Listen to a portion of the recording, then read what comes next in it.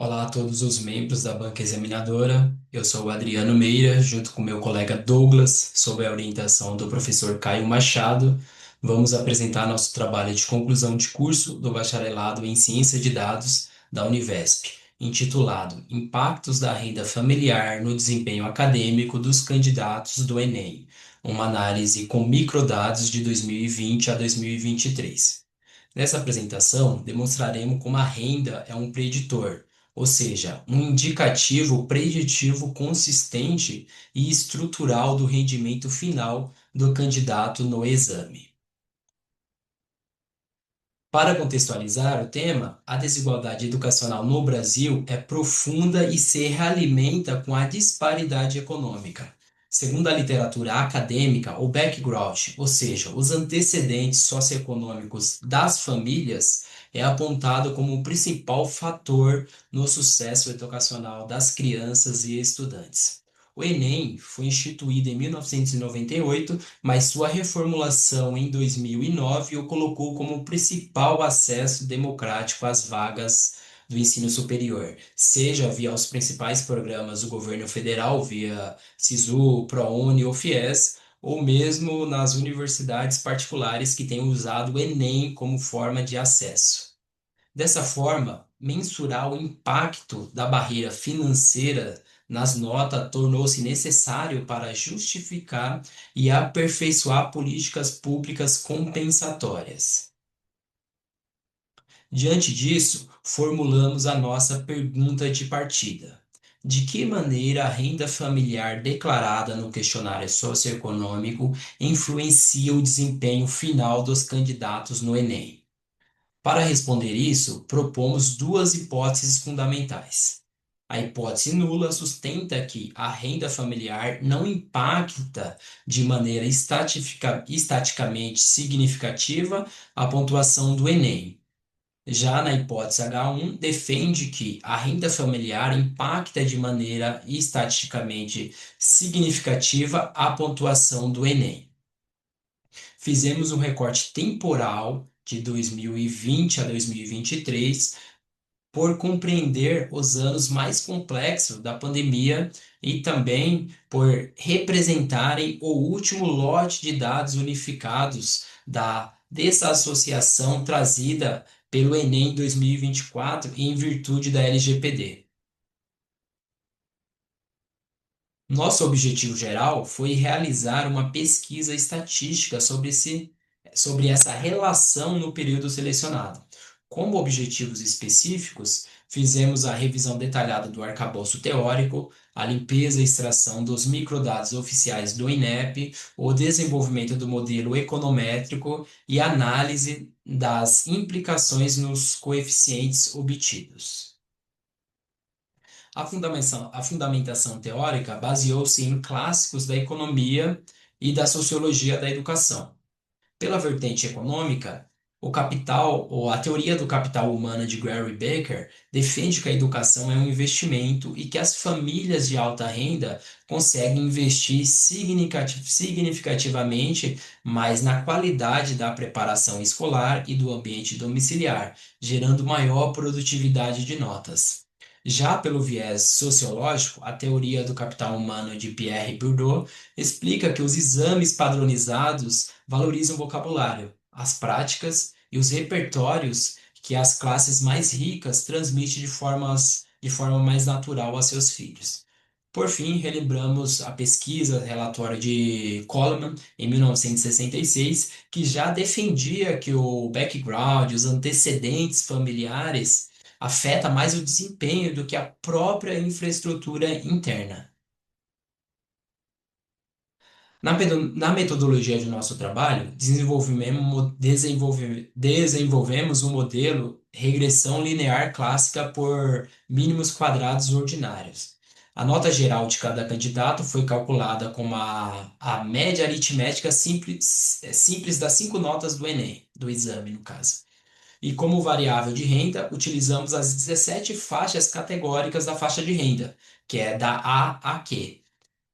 Como a renda é categórica, criamos 16 variáveis, da B a Q, mantendo a faixa A sem renda como categoria de referência correspondente ao intercepto beta zero do modelo de regressão linear. Isso permitiu isolar a variação exata em pontos em que cada faixa salarial agregada adiciona em relação aos candidatos sem nenhuma renda. Agora, o Douglas vai apresentar o desenvolvimento da pesquisa e seus resultados. Olá, eu sou Douglas de Freitas e agora eu vou dar continuidade à apresentação. Analisamos uma amostra expressiva, foram mais de 9,8 milhões de candidatos válidos, o que confere uma forte consistência matemática aos nossos dados. Olhando para o gráfico à direita, fica claro que os participantes do Enem são, na maioria, de baixa renda, com maior concentração nas faixas B e C. Já na faixa Q, que representa o topo da renda, compõe apenas uma pequena parcela do total de inscritos. Aqui vemos o principal resultado visual do trabalho, a chamada escada de notas. Em todas as 4 edições analisadas, a nota média do candidato cresce de forma constante e linear a cada avanço na faixa de renda familiar. Enquanto os candidatos sem renda, na faixa A, obtêm as médias mais baixas, oscilando entre 469 e 482 pontos, os estudantes no topo da pirâmide, na faixa Q, partem de 632 e chegam a 644 pontos. O mapa de calor, à direita, ilustra como essa estrutura se repete, com exatidão ano após ano. Nessa tabela medimos o tamanho da distância entre os dois extremos da pirâmide socioeconômica. O ano de 2020 registrou o maior abismo da série histórica, com quase 175 pontos de diferença. Esse dado reflete o impacto imediato da pandemia. A falta de internet, de computadores e as barreiras de ensino remoto penalizaram gravemente os candidatos sem renda, cuja nota desabou. Enquanto isso, o topo da pirâmide, a faixa Q, manteve-se estável. Em 2021, essa distância diminuiu ligeiramente, mas voltou a subir em 2023, atingindo 165,5. Outro achado fundamental do estudo é a aplicação prática da lei dos retornos marginais decrescentes. O impacto da renda na nota do Enem é muito mais intenso na base da pirâmide. O maior salto de toda a série acontece logo no início, na transição da faixa B para a C, gerando um ganho médio de 24 pontos. Porém, à medida que a renda sobe, cada ganho financeiro adicional gera menos efeito na nota. No topo, a mudança da faixa P para Q adiciona apenas 6 pontos. A implicação disso para as políticas públicas é clara. Equilibrar a renda das famílias nas faixas A, B e C reduz a desigualdade educacional de forma muito mais eficiente do que subsidiar quem está no topo. Olhando para o ajuste do modelo, todos os 16 coeficientes da AVE foram altamente significativos, com p-valor menor que 0,001 em todos os anos. Com isso, rejeitamos a hipótese nula com total segurança estatística. O R² nos mostra que a renda familiar sozinha é capaz de explicar entre 21% a 24% da variação no desempenho dos candidatos. Por outro lado, o modelo deixa claro que cerca de 76% a 79% dessa variação se deve a outros fatores que não fazem parte dessa análise univariada.